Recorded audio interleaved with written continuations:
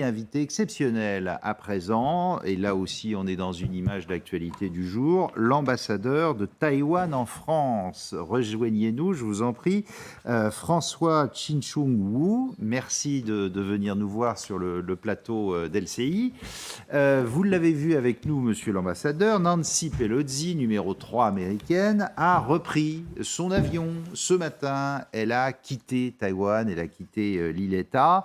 Nancy Pelosi qui a rendu hommage à la démocratie taïwanaise, évidemment à comparer avec la Chine continentale. La force, la bonne volonté et une fois de plus la démonstration d'une démocratie qui a évolué pour devenir plus forte et qui offre un contraste très fort avec ce qui s'est passé en Chine continentale. Il n'y a pas besoin de plus de preuves que ce qui s'est passé à Hong Kong sous le régime un pays, deux systèmes.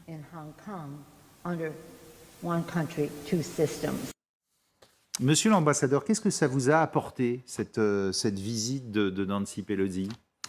Alors, je crois le plus important, d'abord je dois dire une chose, c'est que la Chine essaye de faire disparaître toutes les choses qui y sont opposées. Donc, elle a fait disparaître la démocratie de Hong Kong, elle veut faire disparaître aussi l'identité du Tibet, des Ouïghours, et elle essaie aussi de faire disparaître Taïwan. Je ne sais pas si vous le savez, nous, notre pays, Taïwan, un pays souverain, a quand même une centaine de missions à l'étranger. Mais il n'y a presque aucun qui porte le nom de Taïwan.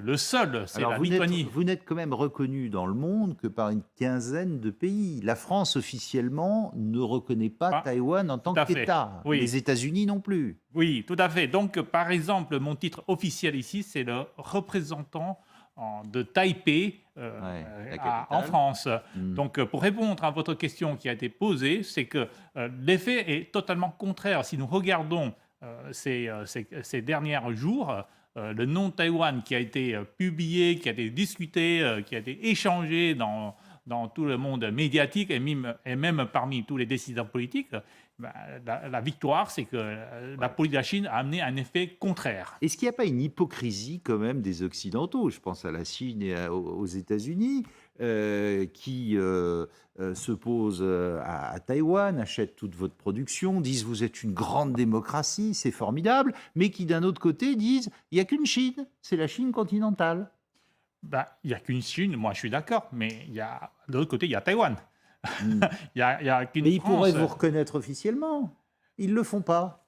Alors, je pense, c'est quand même... je pense, si je me mets aux côtés des décideurs politiques, on craint qu'il y a une décision irrationnelle de la part de la Chine de vouloir faire la guerre. Donc, pour le moment, Taïwan est aussi responsable. Donc, l'hypocrisie des Occidentaux.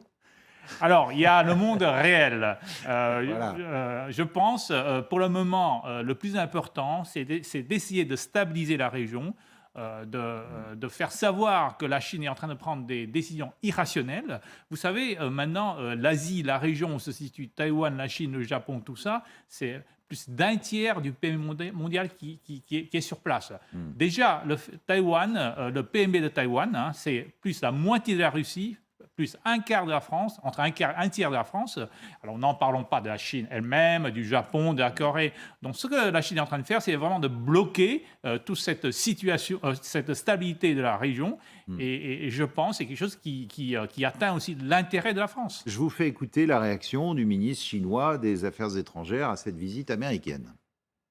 Lorsque la présidente de la Chambre des représentants des États-Unis, la numéro 3 du gouvernement américain, se rend à Taïwan à bord d'un avion militaire américain, il ne s'agit certainement pas d'une action officieuse. Les États-Unis doivent abandonner toute tentative de jouer la carte de Taïwan, joindre le geste à la parole, respecter fidèlement le principe d'une seule Chine et mettre en œuvre les 3 communiqués conjoints sino-américains. Si les États-Unis persistent, ils seront tenus responsables de toutes les conséquences graves. Et depuis hier, il y a plus d'une vingtaine d'avions chinois qui sont à la limite de votre espace aérien. Il y a sur ces images, regardez, des tanks et des camions militaires qui vont vers l'est. On a même vu des tanks sur les plages chinoises. Ça vous inquiète, ça, ou vous vous dites, bon, pour l'instant, il ne s'est pas passé grand-chose en riposte ? Alors, je pense... c'est pas seulement nous qui doit s'inquiéter. Vous aussi, la Un France. peu quand même, attendez. Alors, nous nous inquiétons, bien sûr, mais je constate que la Chine, pour le moment, essaye tout simplement de montrer ses muscles, n'est pas prêt d'aller jusqu'à la guerre, parce que les manœuvres militaires vont commencer demain, c'est après le départ de Nancy Pelosi. Et puis, les tanks, pour le moment, ça ne sert à rien, parce qu'entre Taïwan et la Chine, il y a un détroit de Formose qui est large de 180 km. Ce n'est pas l'Ukraine. Donc, c'est vraiment, comme la Chine a l'habitude, de montrer ses muscles. Mais il faut quand même faire la prévention de tous ces gestes politiques ou militaires chinoises et d'envoyer des messages en disant tout ce qu'ils sont en train de faire, c'est irrationnel et on doit faire la gestion de cette crise. Alors, votre président dit quand même, et on va l'écouter, si on est attaqué, on se défendra. Allons-y. Face à des menaces militaires délibérément accrues, Taïwan ne reculera pas. Nous défendrons fermement la souveraineté de notre nation et continuerons à tenir la ligne de défense de la démocratie. Dans le même temps, nous souhaitons coopérer et travailler dans l'unité avec toutes les démocraties du monde pour sauvegarder ensemble les valeurs de la démocratie. Est-ce qu'un jour, vous pensez que la Chine continentale attaquera Taïwan ? Alors, je pense si ce jour arrivera, de toute façon, c'est la fin du monde. Donc, encore une fois, il va falloir travailler ensemble. Pourquoi ? Parce que entre Taïwan et la Chine, nous voyons il y a des bases militaires américaines. Là, les manœuvres militaires chinoises recouvrent aussi la zone économique exclusive du Japon. Donc, les Japonais sont en train de protester. Et ce qui a incité aussi, tout de suite, je crois, il y a 1 heure, aussi une déclaration des ministres des Affaires étrangères du G7 qui jugent la politique chinoise, les actes chinoises irresponsables, agressives et injustifiées. Donc, encore une fois, c'est pas seulement poser la question à nous, les Taïwanais, qu'est-ce que nous allons faire si jamais la Chine nous attaque, mais c'est tout simplement la fin du monde. Vous nous dites, si la Chine attaque, c'est une nouvelle guerre mondiale ? Oui, ce sera une nouvelle guerre mondiale. Déjà, le TSMC, c'est l'entreprise qui fabrique des semi-conducteurs à Taïwan, contrôle plus de 70% des semi-conducteurs mondiaux. Alors, si jamais la Chine attaque Taïwan, il n'y aura plus de semi-conducteurs. Imaginez-vous, donc plus de téléphone, plus d'ordinateur, plus de voiture, plus d'avion, plus de satellites. Tout s'arrête. Donc, plus de missiles. Oui, plus de missiles, bien sûr. Ambassadeur, vous savez qu'aux États-Unis, voilà, il y a des changements d'administration comme à Taïwan. On passe d'une administration démocrate parfois à une administration républicaine qui choisit de sortir de certains traités et avec des revirements radicaux. Qu'est-ce qui vous permet de continuer à avoir confiance dans les États-Unis et le fait qu'éventuellement, en cas d'attaque de la part de la Chine continentale, effectivement, les Américains viendraient à votre défense? Et si oui, comment? Avec des hommes, du matériel? Comment? Alors, nous avons confiance, bien sûr, envers les États-Unis, mais également du monde démocratique. Alors, ça se base sur des échanges très intenses entre le peuple taïwan et vous, et tous les pays, les grandes puissances démocratiques. Surtout, nous partageons les mêmes valeurs. Il faut savoir, Taïwan a été la preuve que la démocratie fonctionne dans un monde sinophone. En 2020, ça a commencé à éclater la crise du Covid-19. Pendant 2 ans, Taïwan a été exemplaire pour faire la gestion du Covid-19 avec des moyens démocratiques et transparents. Donc pendant 2 ans, nous avons été un modèle pour dire, regardez, la démocratie, ça fonctionne bien. Surtout, moi je pense, la Chine, c'est une grande nation. Pour le moment, beaucoup de Chinois considèrent que c'est le seul modèle, c'est le modèle de M. Xi Jinping, le modèle autoritaire qui fonctionne, mais nous sommes là pour montrer, non, regardez, un monde sinophone peut très bien fonctionner avec vos valeurs. Je dirais même que la France ou l'Europe rayonnent chez nous à Taïwan.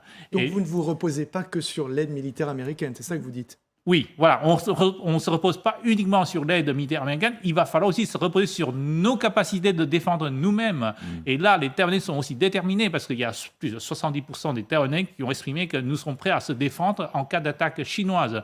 Et puis moi, je me mets aussi sur tous ces... Par exemple, vous m'avez invité aujourd'hui pour parler de Taïwan et je pense qu'il y a des messages qui seront lancés et là, nous nous reposons vraiment sur des gens rationnels qui ne veulent pas voir la fin du monde en cas d'attaque de la Chine vers Taïwan. Monsieur le représentant de Taipei, vous venez là de dire des choses sur la Chine essaye de faire disparaître Taïwan. Oui. Vous avez mentionné 2 fois le mot irrationnel. Oui. Vous avez dans votre langage le mot fin du monde. Vous avez un discours très inquiétant. Qu'est-ce qui peut apaiser, d'après vous, aujourd'hui la situation ? Alors, plus nous parlons de Taïwan, plus les gouvernements, c'est-à-dire d'Occident ou de grandes démocraties, affirment leur principe que le statu quo ne peut pas être changé, plus il y aura des messages qui seront lancés en Chine. Et de toute façon, moi je pense qu'il y a aussi une sorte de rationalité derrière la Chine qui dit qu'il ne peut pas être contre tout le monde. Donc moi je pense que cette sorte de solidarité des grandes puissances du monde démocratique, eh bien, ça pourra nous aider à éviter... Beaucoup disent que vous pouvez être le nouvel Ukraine en Asie. Est-ce que c'est votre sentiment ? Alors, ça dépend comment nous regardons cette situation, parce que la partie qui est similaire, c'est deux grandes nations, 2 grandes puissances essayent d'attaquer une petite puissance. Mais de l'autre côté, Taïwan est une démocratie beaucoup plus mûre que l'Ukraine. Notre capacité économique est plus grande et nous tenons aussi, par exemple, l'industrie des semi-conducteurs qui sont beaucoup plus importants que l'Ukraine l'est actuellement. Donc, en plus, sur le plan militaire, nous avons un détroit de Formose qui nous protège. Donc, moi, je pense sur beaucoup d'aspects, nous sommes aussi très différents de l'Ukraine, qui fait que Taïwan ne sera pas l'Ukraine de demain. La Chine dit « Ah, mais on peut très bien faire un pays, 2 systèmes ». Bon. Ouais. C'est-à-dire, en gros, on peut garder le système démocratique. Ils ont essayé de le faire avec Hong Kong. Force est de constater qu'on en est très loin. Oui. Vous y croyez, vous, à cette théorie-là ? Bon, je crois à Taïwan, il n'y a plus personne qui y croit. Un pays de système, cette illusion a été complètement détruite en 2019. Quand Hong Kong, la démocratie de Hong Kong a été détruite par la Chine. Les Chinois ont garanti un pays de système pendant 50 ans. Ça n'a même pas dépassé 25 ans. Donc je crois à cette parole, cette promesse de la Chine ne tient plus du tout à Taïwan. Et je pense même dans le monde entier, plus personne ne croit à un pays de système à la chinoise. Je vous fais écouter Joe Biden, qui a en quelque sorte gaffé. C'était le 23 mai 2022, alors que la théorie américaine, c'est de ne jamais dire s'ils vont intervenir en cas d'invasion de Taïwan. Bah, écoutez la suite. Il y a une question d'une journaliste. Vous n'avez pas voulu vous impliquer dans le conflit militaire ukrainien pour des raisons évidentes. Êtes-vous prêt à vous impliquer militairement pour défendre Taïwan en cas de besoin ? Oui, Vous l'êtes. c'est là l'engagement que nous avons pris. Mais voici la situation. Nous sommes d'accord avec la politique d'une seule Chine. Nous l'avons signé de même que tous les accords conclus depuis. Mais l'idée selon laquelle Taïwan peut être prise par la force n'est pas appropriée. Ce n'est tout simplement pas approprié. Cela aurait pour conséquence de disloquer toute la région et ce serait une action similaire à ce qui s'est passé en Ukraine. C'est une énorme assurance pour vous quand même là. Alors depuis, la diplomatie américaine est revenue là-dessus en disant non, on reste dans le flou, on ne sait pas si on interviendra ou pas. Mais là, Biden a été très clair. Il va vous défendre. Alors, il n'y a pas que Biden. Vous savez, cette fois-ci, Madame la Speaker Nancy Pelosi a dit qu'elle est venue pour honorer une promesse qui a été faite il y a 43 ans. C'est la loi américaine sur Taïwan. Donc, et en plus, cette loi, c'est une loi nationale des États-Unis. Donc, moi, je pense, encore une fois, il y a le côté réalisme, que pour le moment, Taïwan a des problèmes pour avoir un statut normal dans les relations internationales, mais c'est une question de différents degrés. Le Japon aussi a un problème. Alors, le plus important, encore une fois, c'est que les Taïwanais croient quand même à cette solidarité des grandes puissances démocratiques parce que nous partageons les mêmes valeurs. Et le plus important, c'est que depuis 2 ans, nous sommes devenus le modèle pour prouver que la démocratie fonctionne. Et surtout, encore une fois, dans un monde sinophone.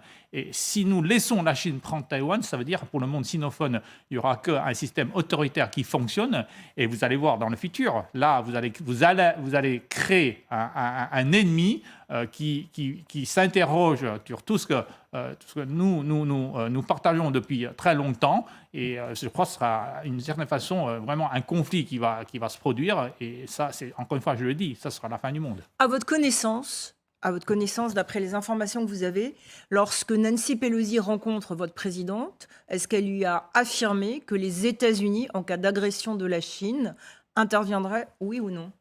Alors, je pense, ça a été dit, en disant honorer une promesse qui a été faite il y a 43 ans, ça voulait dire qu'en cas d'attaque, les Américains seront sur place pour aider Taïwan à se défendre. Mais vous ne regrettez pas cette ambiguïté stratégique? Pourquoi ne pas aller vers la clarté stratégique?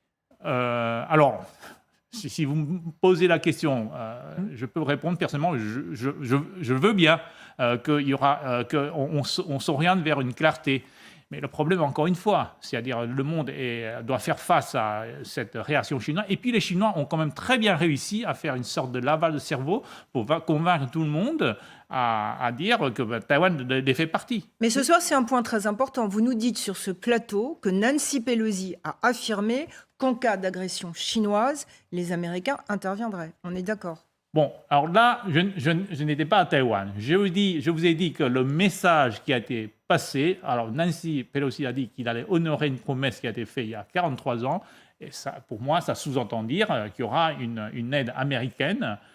Même pour aller encore plus loin, il y aura même une aide japonaise, parce que les Japonais, depuis plusieurs années, ont répété à dire si jamais il arrive quelque chose à Taïwan, ça veut dire qu'il y aura quelque chose qui arrive au Japon, et ça veut dire qu'il y aura quelque chose qui arrive pour l'alliance nippono-américaine. Donc vous voyez, ce n'est pas simplement une question des Américains, mais aussi des Japonais. Et si nous regardons ce qui a été déclaré sur le G7, c'est vraiment tout le monde démocratique qui est maintenant concerné par cette question d'instabilité qui a été créée par la Chine. Oui, monsieur l'ambassadeur, est-ce que on sait que les Chinois regardent de très près le conflit ukrainien en ce moment.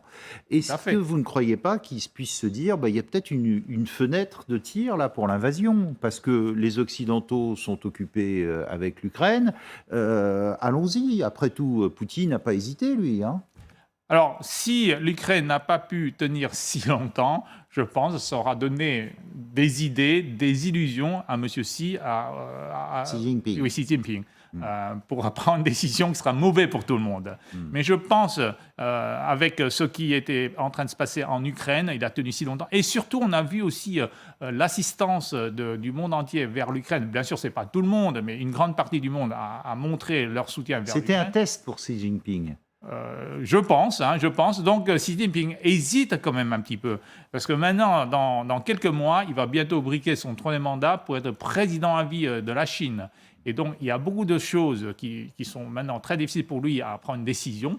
Et là, ce qui est en train de passer, ça rend vraiment dans ce cadre-là. Donc, il va falloir regarder davantage. Et encore une fois, moi, je pense que Taïwan aussi doit essayer de gérer les conséquences de cette visite de Madame la Speaker Nancy Pelosi. Dernière question, le principal fabricant de semi-conducteurs chez vous a dit qu'en cas d'invasion chinoise, il saborderait les usines. En tout cas, il ne serait plus en capacité de produire. Vous nous le confirmez aussi, ça ? Alors, je sais que la dernière phrase, on ne serait plus en capacité de produire, c'est totalement naturel parce qu'il y aura un blocage. Quand on est en guerre, il n'y aura plus de possibilité d'exporter. Et comme Taïwan, c'est une île, il va falloir soit passer par l'air, soit passer par la mer. Donc, je pense que c'est la dernière phrase que moi j'ai retenue. Alors, saborder, ça, je n'avais pas entendu. Bon, en tout cas, arrêter la production et ne plus l'exporter, oui, voilà. Ce qui bloquerait l'économie mondiale. Ouais. Déjà, en France, certains modèles de voitures, il faut attendre 6 mois, 8 mois, parce qu'il n'y a pas de semi-conducteurs. Il n'y a plus de semi-conducteurs, tout à fait. Vous n'en produisez pas assez. C'est ça. C'est pas qu'on n'en produisait pas assez, mais je crois qu'il y a aussi, parce que la Chine était consciente de cette guerre économique contre les Américains, donc il en a beaucoup acheté, et ce qui a créé cette pénurie des semi-conducteurs. Merci beaucoup, monsieur l'ambassadeur, d'être venu sur le plateau de LCI. Bravo pour votre français extraordinaire. On aimerait parler la Combien même de temps chose ça dans vous l'autre a pris sens. d'apprendre le français? Je l'ai appris quand j'étais venu en France en 1989. J'ai débuté à Grenoble.